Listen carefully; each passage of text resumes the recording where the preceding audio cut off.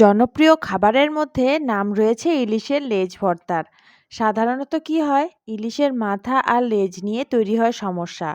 ইলিশের মাথা দিয়ে তৈরি হয় ঘন্ট, ডাল আরও কত কি।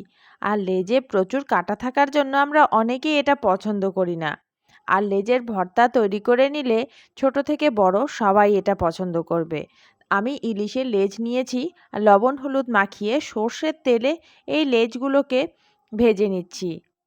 তবে বেশি ভাজবো না, অল্প করে ভাজতে হবে যাতে লেজগুলো নরম থাকে।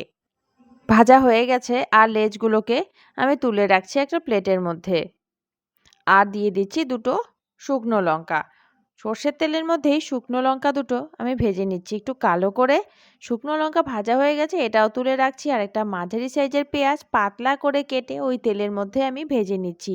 পেঁয়াজ একটু কড়া করে ভাজতে হবে যাতে একটু পেঁয়াজের গন্ধটা আসে, মানে গোল্ডেন ব্রাউন কালার করে। পেঁয়াজ ভাজা হয়ে গেছে, পেঁয়াজও তুলে রেখেছি। আর আমি এদিকে মাছের কাঁটা ছাড়াতে শুরু করে দিয়েছি।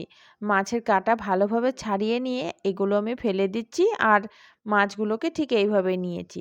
সামান্য লবণ নিয়েছি। আর যে কড়াইতে মাছ ভেজেছিলাম অল্প তেল বেঁচেছিল, ওই তেলটাও আমি এই মাছের মধ্যে দিয়ে দিলাম। আর শুকনো লঙ্কাগুলোকে ভালো করে মেখে নিচ্ছি একটু লবণ দিয়ে।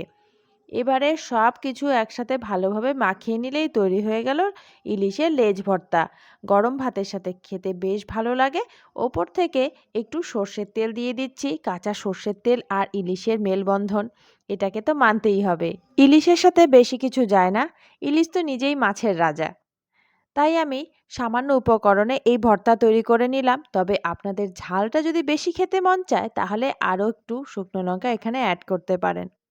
আজকের রেসিপি আপনাদের ভালো লাগলে ভিডিওতে লাইক দিয়ে চ্যানেলটি সাবস্ক্রাইব করার অনুরোধ রইল। সবাই খুব ভালো থাকবেন। ধন্যবাদ।